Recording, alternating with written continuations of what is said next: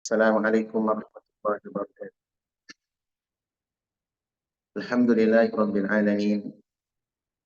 Wa nusalli wa nusallim ala al-mab'uts rahmatan lil alamin. Nabiyyina Muhammadin wa ala alihi wa sahbihi ajma'in. Amma ba'd. Teman-teman, segala para hadirin yang kami hormati, malam ini akan kita lanjutkan membaca buku Silsilah Marhaban bil Maut. Selamat datang kematian. Kita akan lanjutkan di bahasan bab yang kedua, yakni menyambut datangnya kematian. Menyambut datangnya kematian. Di poin yang D, halaman 203, bagi bapak-bapak dan kawan-kawan yang punya buku, bisa dilihat atau punya PDF, bisa dilihat halaman 203. Poin yang D, kita akan membaca bahasan tentang al-mustarih wal-mustarah. Al-mustarih wal-mustarah. Apa itu al-mustarih dan apa itu yang dimaksud dengan al-mustarah? Dua istilah, teman-teman, ya, yang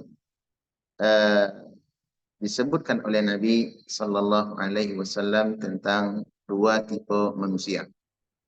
Manusia, kedudukan mereka dikala hidup dan setelah mati, kondisinya ada dua. Pertama diistilahkan dengan al-mustarih, yang kedua diistilahkan dengan al-mustarahu minhu. Apa itu al-mustarih? Al-mustarih, teman-teman, merupakan isim fa'il, ini pelaku.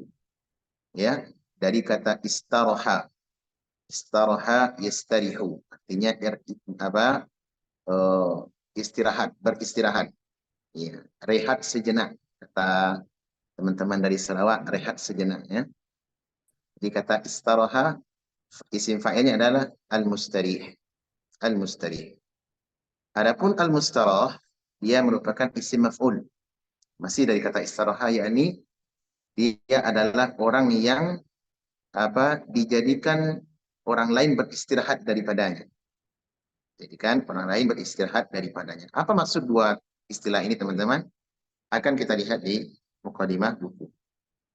Penulis di sini, hafizahullah, menyatakan, seorang muslim yang taat, suka beramal saleh, berbuat baik dalam kehidupan, maka kematian baginya merupakan cara terbaik untuk beristirahat dari kelelahan dunia.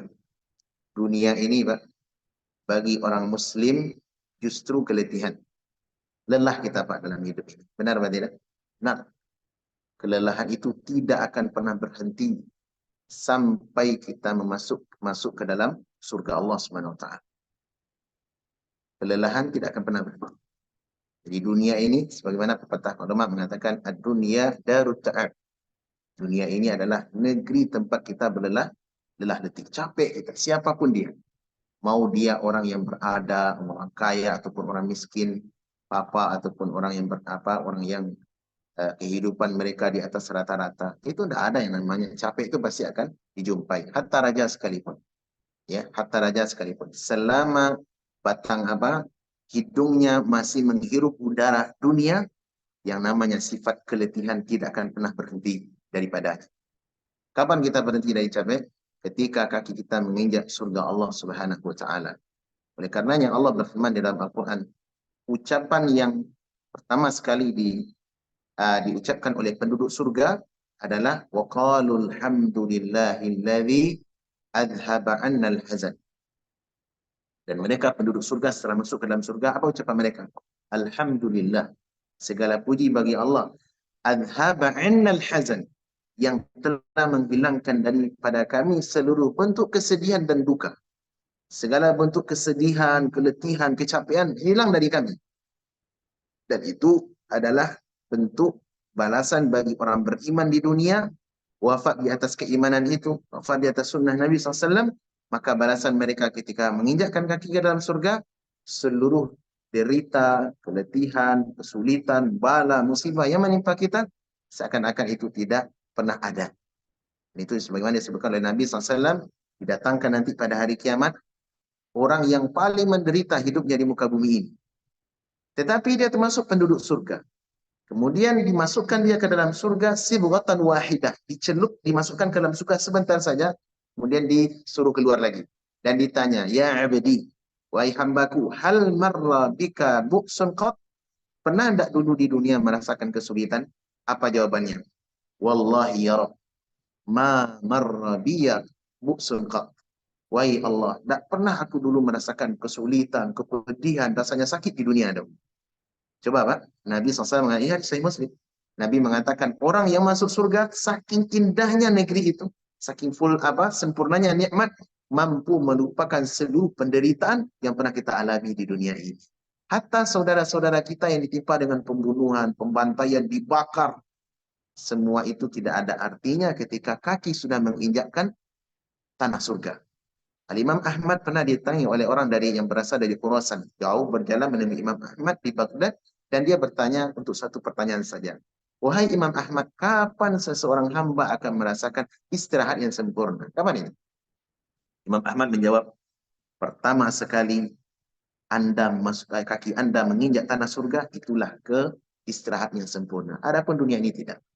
Oleh karenanya penulis mengatakan di sini, kematian bagi seorang muslim, sebagai seorang muslim yang sunni, yang ada sunnah, kematian merupakan pintu dan cara terbaik untuk dia beristirahat dari apa?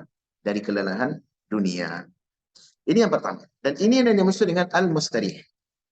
Adapun yang kedua, tapi sebaliknya, kata penulis ini, para pecandu dosa, budak nafsu dan hawa, pelaku maksiat, orang zalim, justru kematiannya akan membuat alam sekitar merasa menjadi istirahat dari kebiadabannya.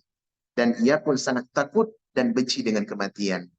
Ini dipikir orang kedua, Pak. Ada juga orang yang mati, tapi justru alam merasa istirahat daripadanya karena kezaliman, perbuatan maksiat yang dia lakukan, dan adapun dia memulai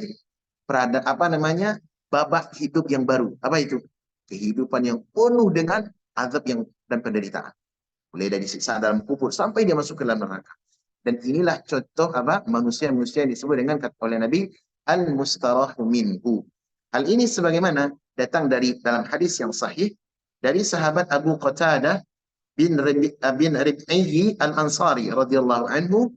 Beliau menceritakan bahwasanya Nabi SAW murra alaihi bi janazah. Satu kali Nabi pernah dilewatkan di hadapan beliau satu jenazah, mayat jenazah dibopong dibopong di hadapan beliau. Kemudian Nabi SAW tiba-tiba berkata, apa kata beliau? Mustarihun wa mustarahum minhu. Mustarih dan mustarahum minhu, yakni orang yang beristirahat dan orang yang beristirahat daripadanya. Kemudian para sahabat bertanya, ya Rasulullah, mal mustarihu wa mal mustarah minhu. Apa yang Anda maksud dari kata mustarih, mustarah itu apa istilah? Apa maksudnya? Kata Nabi SAW, al-abdul mu'min, seorang hamba yang beriman, yastarihu min nasabid dunya wa adhaha ila rahmatillah. Dia akan beristirahat dari kelelahan dan kesulitan dunia menuju luasnya rahmat Allah Subhanahu wa taala. Ini yang pertama. Jadi orang mukmin dia istirahat dari apa? Dari keletihan, penderitaan, cobaan, ujian dunia menuju luasnya rahmat Allah Subhanahu wa taala. Mudah-mudahan Allah masukkan penulis dan kita semua dan siapapun dari saudara kita kaum muslimin, mudah-mudahan termasuk orang yang pertama ini. Kemudian adapun yang kedua kata Nabi, wal abdul fajir. Adapun hamba yang fajir, hamba yang ahli maksiat, pencinta syahwat, orang-orang yang berbuat kezaliman, orang-orang kafir, yastarihu minhul ibad wal bilad. Maka orang-orang dan negeri-negeri pun akan beristirahat daripadanya. Wasyajar wad dawab, hatta pohon-pohon dan binatang yang melata. Merasa istirahat dengan kematian siapa? Para orang-orang yang melakukan kezaliman. Jadi orang zalim itu Pak, alam sekitarnya bukan hanya manusia. Alam sekitar pun merasa bersyukur dengan kematiannya. Adapun orang mukmin, seorang hamba yang saleh, seorang muslim yang baik, yang melakukan amar ma'ruf nahi mungkar, mengajarkan kebaikan, melakukan ketaatan ya di dalam kehidupan, orang seperti ini bukan hanya manusia merasa kehilangan daripadanya. Alam sekitar pun ikut merasa sedih dengan kepergiannya. Dan inilah contoh-contoh daripada orang-orang saleh. Semisal Nabi SAW, para sahabat, dan orang-orang yang mencontoh jalan mereka. maka seakan apa? Seakan alam ikut menangis atas kepergian mereka. Adapun orang kafir justru sebaliknya. Allah Subhanahu wa taala menceritakan dalam surat Ad-Dukhan, ketika matinya Firaun, apa kata Allah? Fama bakat alaihimus sama. Langit pun tidak menangis atas kematian Firaun. Pemahaman sebaliknya apa, Pak? Orang mukmin kalau mati seakan-akan nangis apa? Langit pun ikut menangis. Alam sekitar ikut merasa sedih dengan kepergian mereka. Kenapa, Pak? Karena tidak ada lagi kebaikan. Kebaikan dari orang itu sudah berkurang jalan-jalan kebaikan. Seseorang muslim, Pak, kalau dia hidup dan dia berbuat baik, maka apa yang ada di sekitarnya akan merasa baik, akan merasa nyaman dengan keberadaannya. Kenapa tidak? Karena mereka adalah orang yang saleh. Orang-orang yang memperbaiki dirinya dan berupaya sedikit demi sedikit memperbaiki orang-orang di sekitarnya. Ini orang muslim. Ya, makanya orang yang baik itu seakan-akan dia adalah orang yang ikut membangun negeri sesuai dengan bagian kebaikan yang bisa mereka lakukan. Ya, orang yang bisa membangun negeri, membangun negara, membangun umat adalah orang yang berbuat baik untuk dirinya dan dia berupaya berbuat baik untuk orang lain. Ya. Hal ini sebagaimana datang dalam Al-Quran, Allah berfirman di surah Al-A'raf, "Walladzina yumassikuna bil kitabi wa aqamus shalah." Ya, inna Allah la apa? Walladzina yumassikuna bil kitabi wa aqamus shalah, inna Allah yuhibbul muslihin. Ya, dalam Al-Quran surah Al-A'raf, sesungguhnya orang-orang yang berpegang teguh dengan agama Allah, berpegang teguh dengan Al-Quran, ya, kemudian mereka mengikuti jalan Nabi, maka sesungguhnya mereka itu Allah, innallaha la yudhi'u ajral muslihin, dan Allah tidak akan menyia-nyiakan amal saleh orang-orang yang muslih. Apa itu orang muslih? Orang yang belajar agama, mengikuti petunjuk Al-Quran, mengamalkan sunnah Nabi SAW, dan dia berpegang teguh dengan keduanya. Maka orang seperti ini disebut oleh Allah dengan orang yang muslih. Ada istilah saleh, ada istilah muslih, dan ini dipakai dalam agama kita. Apa beda keduanya, Pak? Kalau orang yang saleh adalah orang yang berbuat baik, memperbaiki diri, dia berbuat baik untuk dirinya, tapi sebatas itu. Ya.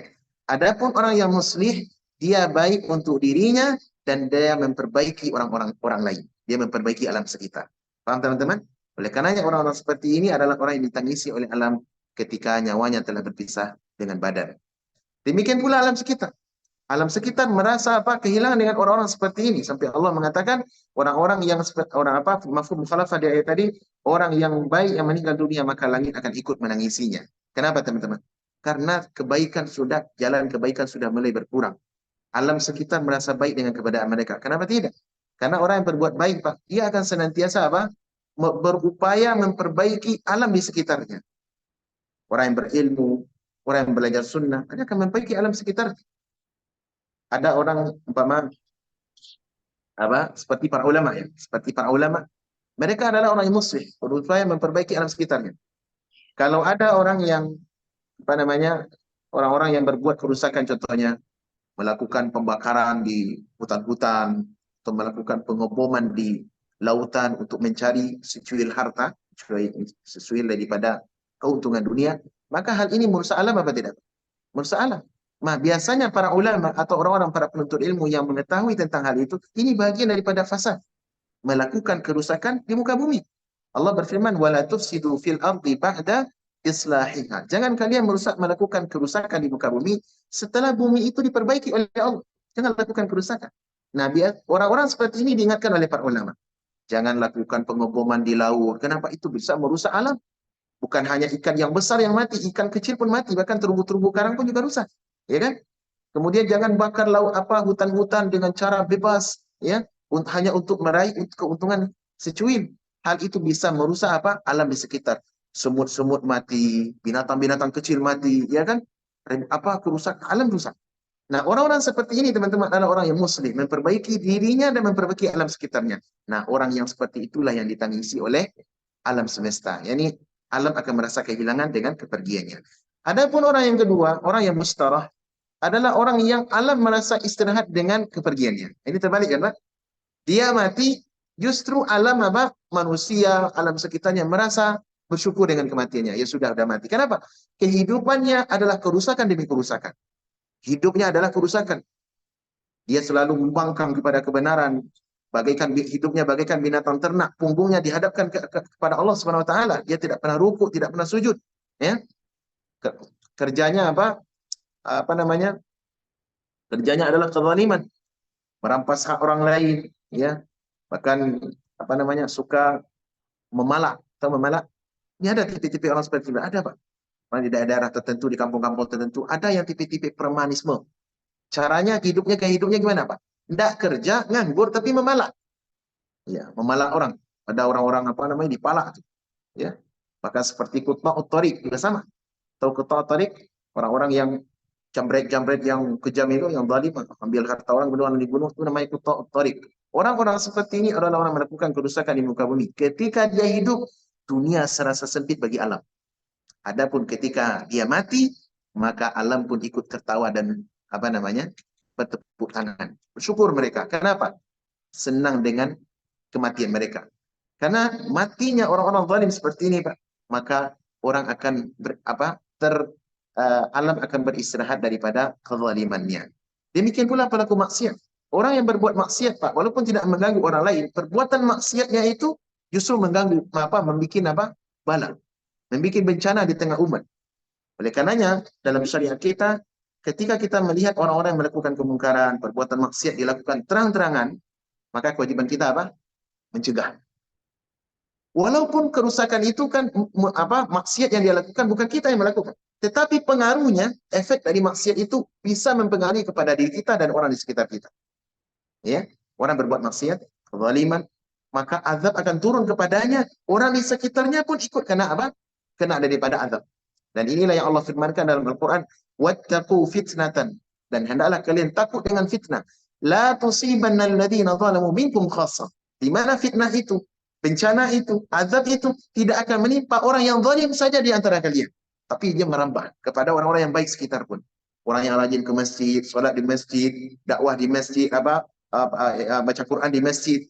Tetapi ketika keluar masjid melihat orang berbuat maksiat, dia hanya tutup mulut. Berarti kan bukan saya. Orang seperti ini bisa tertimpa apa? Efek daripada azab yang ditimpakan kepada orang-orang yang zalim. Inilah dua tipikal, teman-teman. Dua ciri tipe manusia yang disebutkan oleh Nabi SAW dalam hadis ini. Dan dengan sebab itu kata penulis di sini, hadis yang disebutkan oleh Nabi SAW ini, hadis Sahih Bukhari, memberikan pelajaran kepada kita tentang dua tipe manusia. Yang pertama adalah al-mustarih. Yang mustarih adalah, yang dimaksud adalah ahlul khair. Orang-orang yang memiliki kebaikan. Orang-orang yang berbuat baik, ya. Orang yang gemar berbuat baik, lambat di dalam mendatangi maksiat. Orang yang saleh dan muslih, dia senantiasa berbuat baik untuk dirinya dan berupaya memperbaiki orang lain serta lingkungannya. Orang semacam inilah yang akan dikenang karena kebaikannya semasa hidup. Orang-orang justru merasa kehilangan dengan akan kepergiannya. Di saat yang sama, dia justru melepas lelah dari keletihan dan hingar-bingar dunia. Dia sedang bersiap untuk menerima janji kebaikan, ampunan, dan tempat yang mulia di sisi Allah Subhanahu wa Ta'ala. Allah Subhanahu wa Ta'ala berfirman, "Man 'amila salihan min dzakarin aw untha wa huwa mu'min." Siapa saja yang melakukan amal saleh, baik dia lelaki ataupun perempuan, sementara dia adalah seorang mukmin, falanuhyiyannahu hayatan thayyibah, maka kami akan berikan kepadanya kehidupan yang baik, walanajziyannahum ajrahum bi ahsani ma kanu ya'malun, dan kami akan membalas kebaikan mereka yang telah mereka lakukan semasa di dunia. Dalam surah Hud Allah juga berfirman, wa ammal ladzina su'idu fa fil jannati khalidina fiha. Adapun orang-orang yang bahagia adalah orang-orang yang berbuat baik, maka tempat mereka adalah di dalam surga, kekal di dalamnya selama-lamanya. Baik. Berkata Masruq, Al-Imam Masruq rahmatullah alaih, ma min syai'in khairun lil mu'min min lahdin. Tidak ada sesuatu pun yang lebih baik bagi seorang mukmin melebihi liang lahat. Ya. Qad istaraha min humumid dunya wa amina min adzabillah. Di mana bagi seorang mukmin ketika dia meninggal dunia dan dia sudah berada di liang lahat, dia akan istirahat dari kegundahan dunia dan dijaga daripada azab Allah Subhanahu wa Ta'ala. Pernyataan ini dinukilkan oleh Imam Al-Musannaf, Imam Abi Syaibah di dalam kitab beliau Al-Musannaf. Baik. Ini orang yang pertama, teman-teman. Orang yang pertama adalah disebut dengan al-mustarih atau ahlul khair. Yang kedua adalah mustarah minhu. Bahasa lain, istilah lain dari mustarah minhu adalah ahlul syar. orang-orang yang buruk. Orang-orang yang buruk, yang melakukan keburukan. Ya, orang yang gemar bermaksiat, candu daripada, lamban di dalam melakukan ketaatan, namun sangat sangat cepat bersegera di dalam melakukan kemaksiatan. Ya, ragu dan sombong menerima kebenaran. Obsesi hidupnya hanya untuk urusan perut dan yang ada di bawah perut. Bekerja siang dan malam untuk memuaskan nafsu. Ya, rela menjual diri dan hidupnya untuk memenuhi syahwat orang lain. Demi secuil keuntungan dunia. Kehidupannya tak ubah bagaikan binatang ternak. Orang-orang seperti ini diumpamakan oleh Allah bagaikan binatang ternak. Bahkan mereka dilaknat oleh Allah Subhanahu wa taala sepanjang waktu.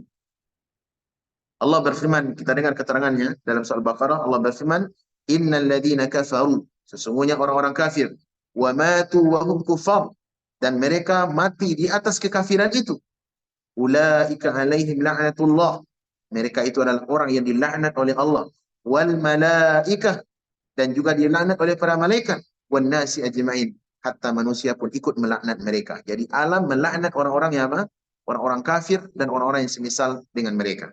Walladzina kafaru yatamatta'un, adapun orang-orang kafir mereka bersenang-senang di dunia dan berlezat-lezat dengan kehidupan.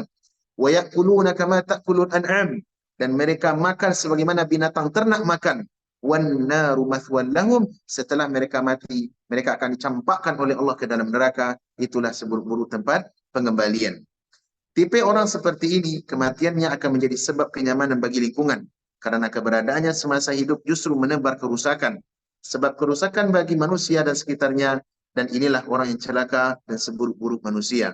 Seperti firman Allah dalam surah Al-Anfal, "Inna syarrad dawabi 'indallahi alladziina kafaru fahum la yu'minun." Sesungguhnya seburuk-buruk binatang yang paling buruk di sisi Allah adalah orang-orang kafir, karena mereka itu tidak beriman. Orang kafir itu, Pak, diumpamakan oleh Allah dengan apa? Seburuk-buruk binatang ternak di sisi Allah.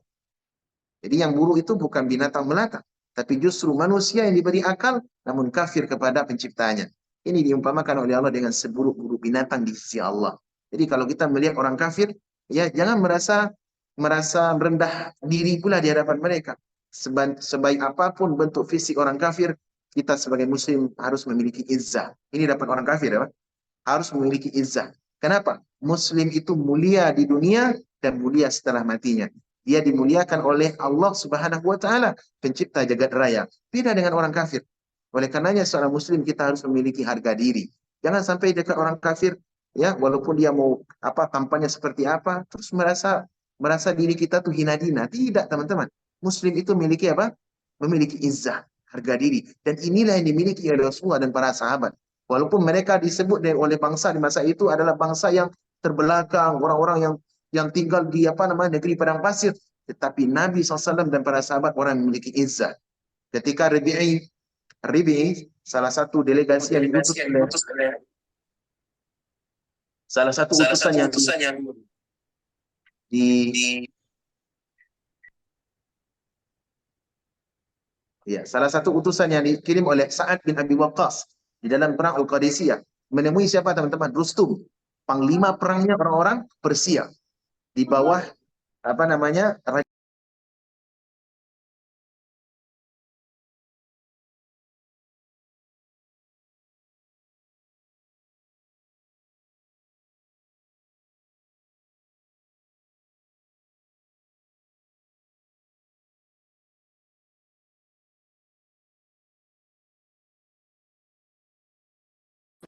Recording in progress. hal-hal yang sangat apa? Hal-hal yang sangat mewah. Maka Rabi'i ketika menemui Rabi'i datang dengan apa? Dalam kondisi yang sangat sederhana atau mungkin di bawah kesederhanaan. Datang dengan seekor keledai yang kecil, kemudian membawa tombak dengan pakaian seadanya. Pakaian apa? Sederhana. Ketika dia masuk, maka para pengawal-pengawalnya, penggawa-penggawa daripada Rustum tadi, tunggu. Harus Anda menghormati emir kami, menghormati panglima kami. Tidak. Saya tidak akan saya akan biarkan saya berjalan sesuai cara saya. Bagaimana dia masuk, Pak? Masuk dia tanpa turun dari keledainya yang sudah kotor kakinya dengan perjalanan yang jauh tadi. Kemudian sembari membawa tombak, diinjak-injak tuh. Dihantar dia berjalan kayak pakai tongkat, tapi tongkatnya, Pak. Yang runcingnya itu yang tajam itu dihantamkan ke permadani menuju Rustum. Coba Pak, seorang sahabat yang yang tidak terlalu populer namanya. Tapi ketika menemui orang kafir, Rustum, yang diagungkan oleh kaumnya, namun dalam kondisi apa? Izzah berwibawa. Demikianlah yang dilakukan oleh apa? Para sahabat dahulu. Oleh karena kita hari ini kaum muslimin, kenapa kita kecil di mata musuh? Karena kita menghinakan diri di hadapan mereka. Merasa mereka lebih mulia daripada kita. Tidak. Allah sudah katakan dalam Al-Quran, dalam banyak, bukan ayat ini saja. Dalam beberapa ayat Allah mengatakan, orang yang paling buruk di sisi Allah, binatang ternak yang paling jelek di sisi Allah, adalah orang-orang kafir yang tidak beriman kepadanya. Dan karena kita muslim, harus memiliki izzah. Baik. Kemudian berikutnya, kata penulis di sini, di paragraf terakhir, kematian orang yang berperangai buruk, justru kepergiannya akan disyukuri manusia, karena takut akan keburukannya. Orang-orang merasa risih, tidak aman daripada keburukan yang dia lakukan semasa hidupnya. Keberadaan, tingkah lakunya, justru menjadi bencana bagi alam sekitarnya. Keberadaan orang-orang zalim bisa jadi penyebab untuk tidak turunnya hujan. Jadi orang zalim, orang-orang pelaku maksiat, bisa menjadi sebab tidak turunnya hujan. Terhalangnya rahmat, hilangnya keberkahan, ya, sehingga menderitalah manusia, pohon-pohon, tanaman, bahkan hewan-hewan melata akibat maksiat daripada maksiat yang mereka lakukan. Dan orang yang paling buruk, teman-teman, adalah orang yang dijauhi oleh manusia. Dijauhi oleh manusia karena keburukan perangainya. Hal ini sebagaimana datang dalam hadis yang sahih dikeluarkan oleh Imam Bukhari dalam sahih beliau dari Ummul Mukminin Aisyah radhiyallahu anha, Rasulullah sallallahu alaihi wasallam pernah bersabda, "Inna syarran nasi man tarakahun nas." Sesungguhnya seburuk-buruk manusia, manusia yang paling buruk adalah seseorang yang ditinggalkan dan dijauhi oleh manusia.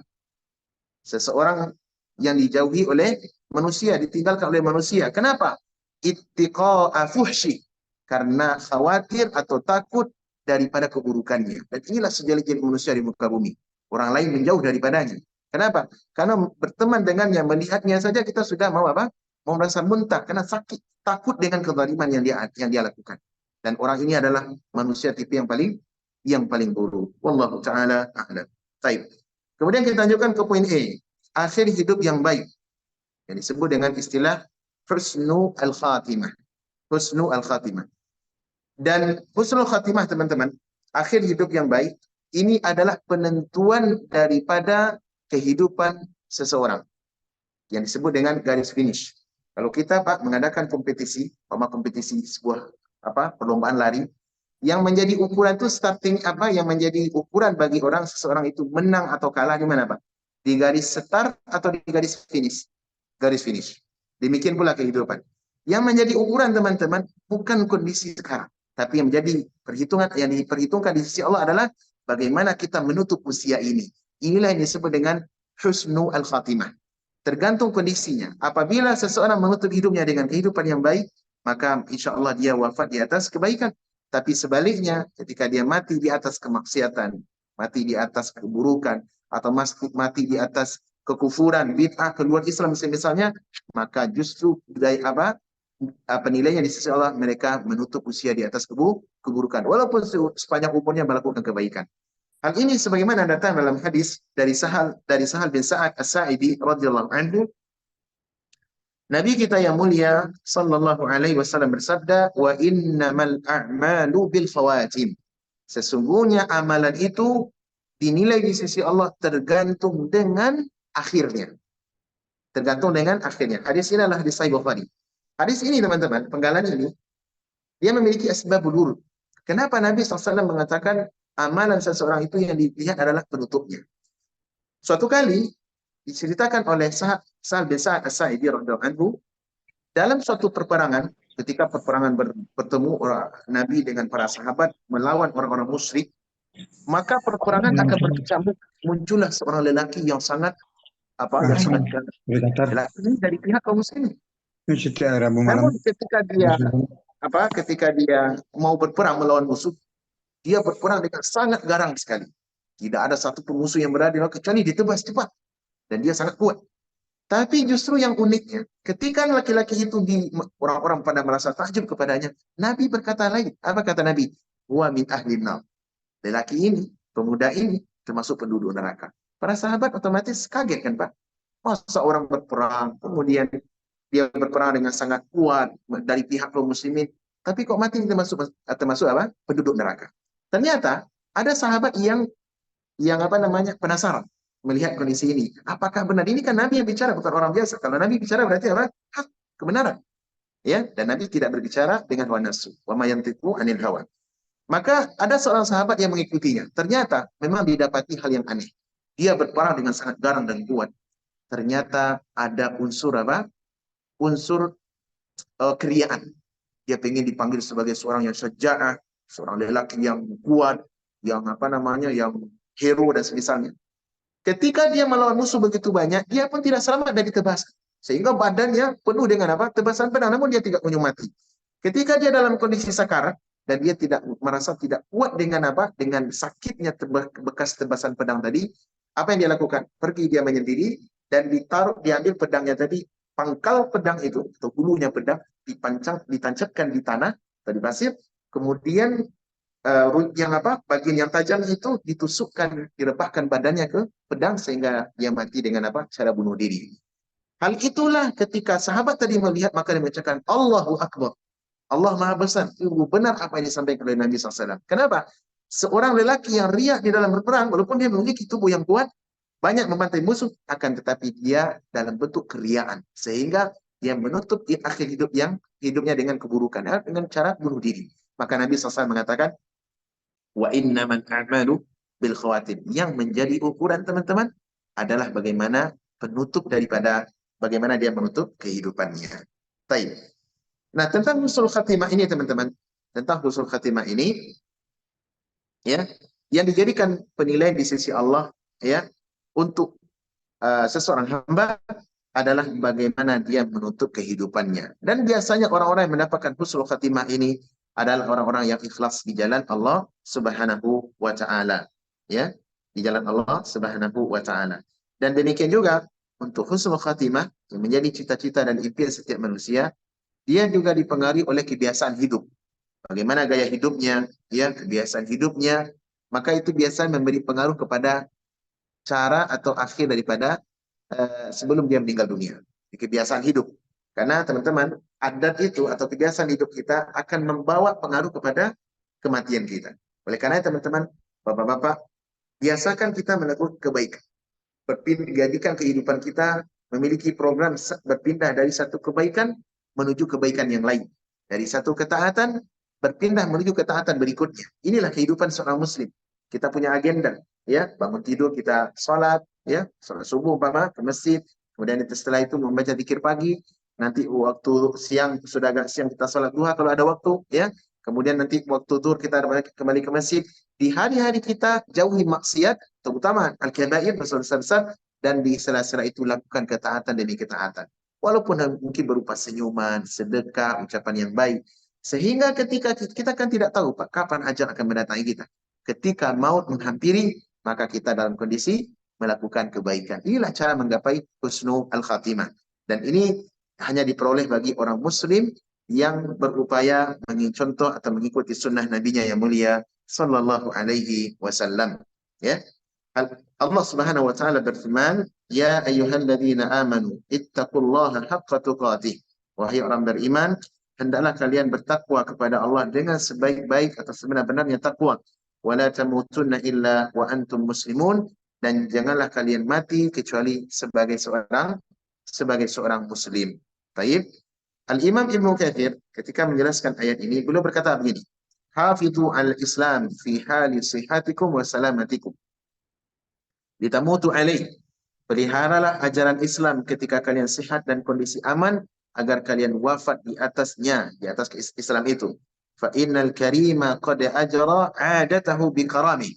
Sesungguhnya sungguhnya Allah Zat yang Maha Mulia dengan kemurahannya akan memberlakukan seseorang sesuai kebiasaannya. Ya, man 'asha 'ala syai'in mata 'alaih.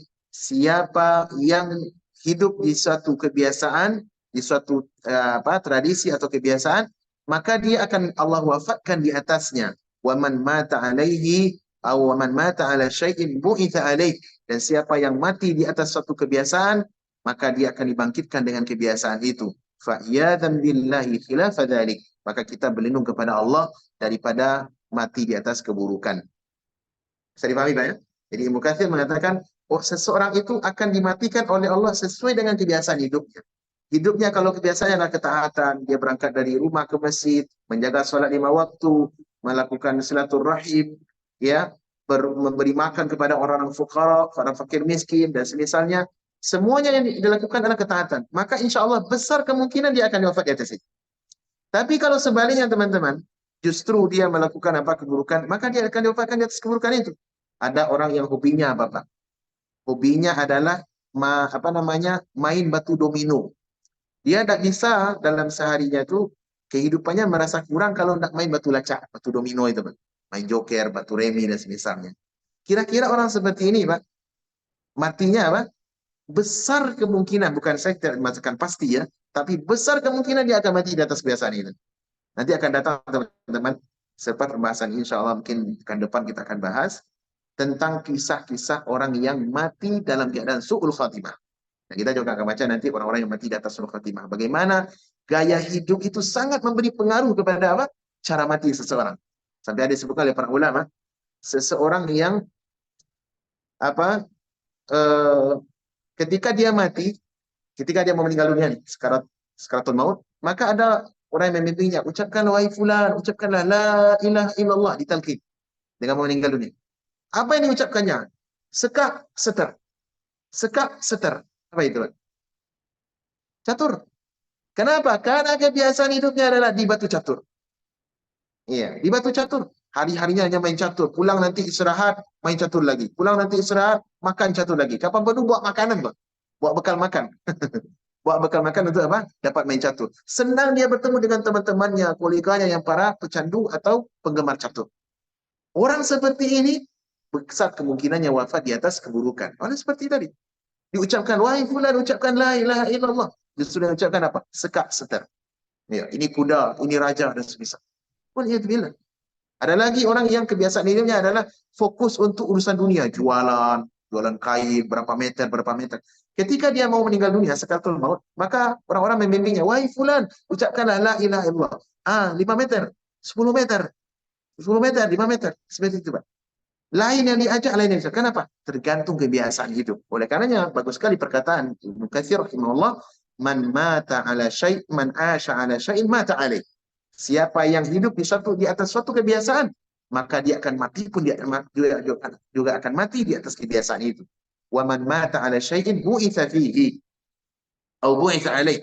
Siapa yang mati di atas suatu kebiasaan, maka dia akan dibangkitkan di atas kebiasaan itu. Ada orang yang mati, Pak, dalam keadaan menyampaikan ilmu.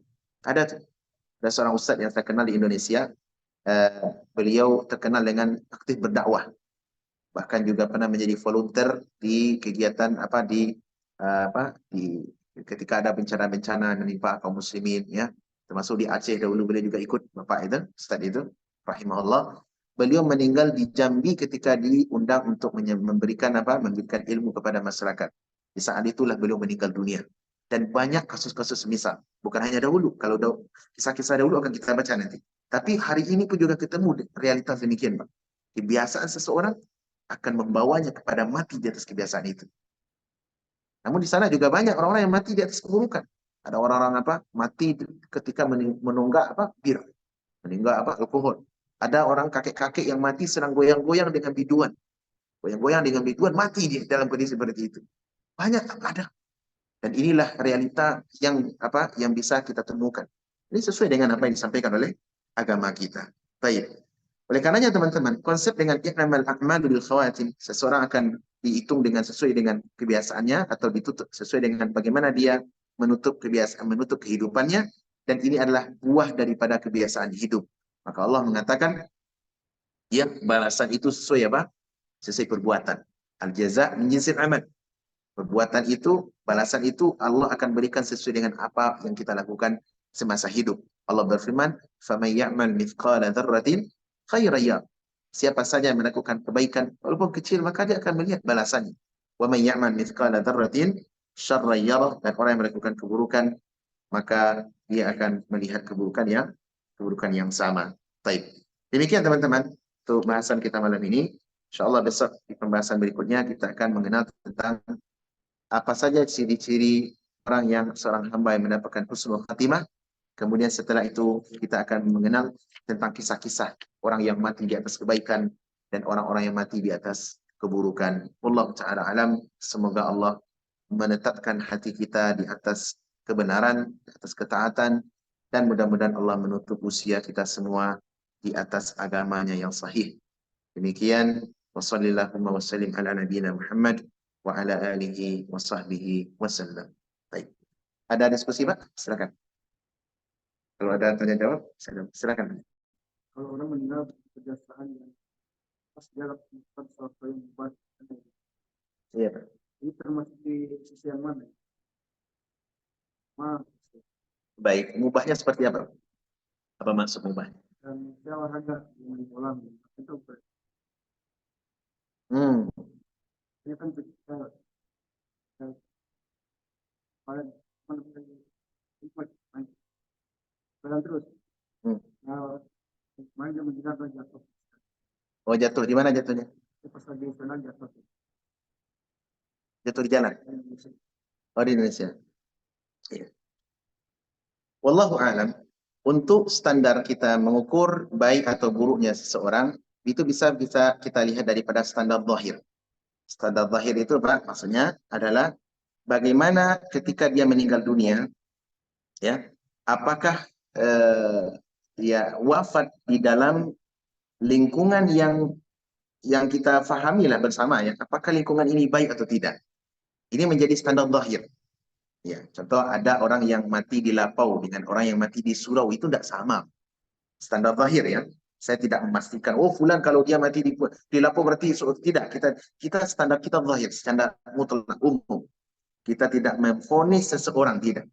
Tetapi ada standar zahir sebagaimana disebutkan oleh syariat, bahwasanya orang yang mati dalam lingkungan baik, maka insya Allah dia mati dari atas kebaikan. Insya Allah. Tidak memvonis, tidak memastikan. Demikian sebaliknya, orang yang mati di Lapau dalam kondisi dia main batu domino, ya. Main domino itu sama, Pak. Ini perbuatan mubah apa tidak? Mubah. Hukum asalnya mubah. Domino. Hukum asalnya apa main domino? Hukum asalnya adalah mubah. Namun perlu diketahui teman-teman, untuk kata mubah ini kita tidak standar kata mubah bukan difahami itu sebuah hal yang selalu ditolerir, ya. Paham maksudnya, Pak? Main batu domino itu hukum asalnya mubah, kata para ulama. Ya, kenapa? Karena dia harus semacam permainan biasa. Nanti menjadi haram kalau sudah ada embel-embelnya. Itu baru haram dia. Ada di sana pasangan, taruhan, dan semisal, baru haram. Hukum asalnya mubah. Tetapi meskipun demikian, teman-teman, salah satu cara syaitan untuk membinasakan kita adalah ketika kita dijerumuskan kepada sesuatu yang mubah dan biasa di atas itu, kebiasaan itu. Jadikan kebiasaan di atas itu. Oleh karenanya, hendaklah kita tidak menjauhi perkara-perkara yang mubah seperti ini. Hal-hal yang seperti ini, kecuali kalau umpama sesekali, ya, sekali. Contoh kita ada orang yang mati sedang main bola. Main bola, kalau dia niatnya main bola adalah untuk kebaikan. Contohnya saya main bola, namun untuk kesehatan. Itu baik niatnya, teman. Bagus, tidak masalah. Itu tidak cerah dalam syariat. Nah, orang mati seperti ini, selama dia adalah muslim, dan kita tahu dalam kehidupannya adalah orang-orang yang berbuat baik, mudah-mudahan dia termasuk orang yang wafat di atas kebaikan.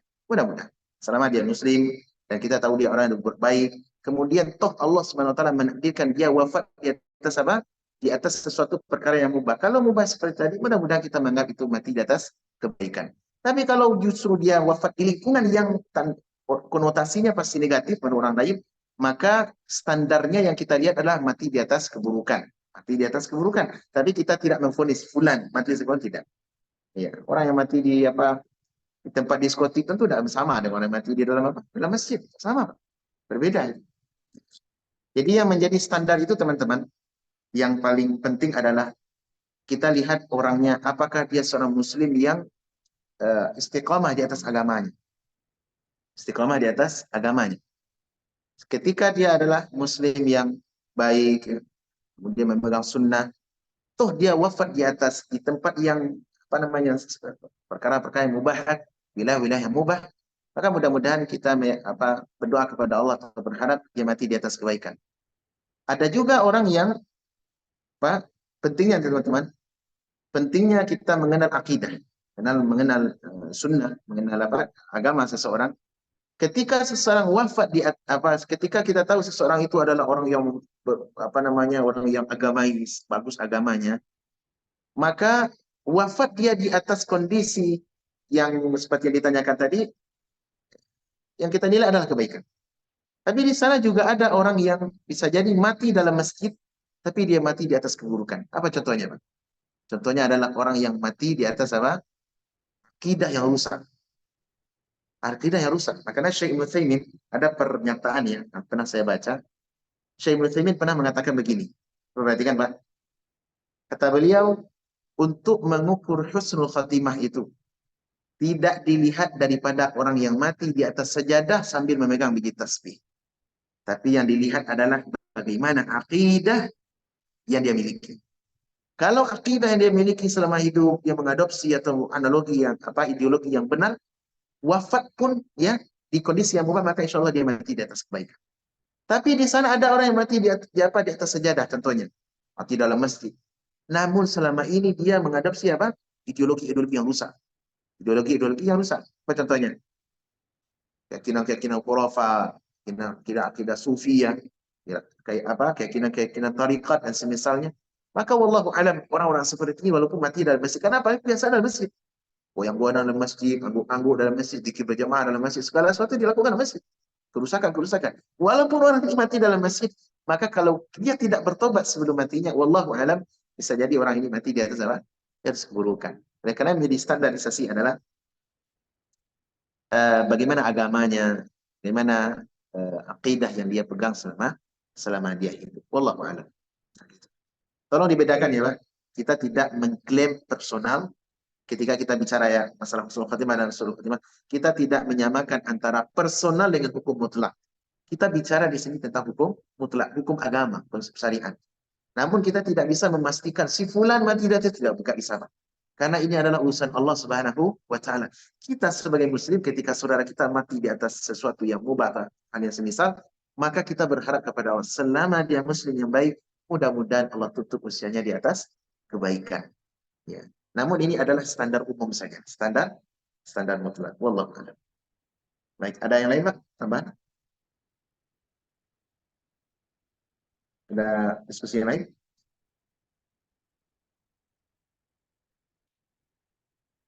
Baik, demikian. Mudah-mudahan bermanfaat. Kalau ada kekeliruan dan kesalahan, kami mohon untuk dimaafkan. Jika ada kebenaran, hal itu datang daripada Allah Subhanahu wa taala untuk kita pakai dan kita amalkan secara bersama. Wassalamualaikum warahmatullahi wabarakatuh ala nabiyina Muhammad. Subhanakallahumma bihamdik, asyhadu an la ilaha illa anta, astaghfiruka wa atubu ilaik. Wassalamualaikum warahmatullahi wabarakatuh.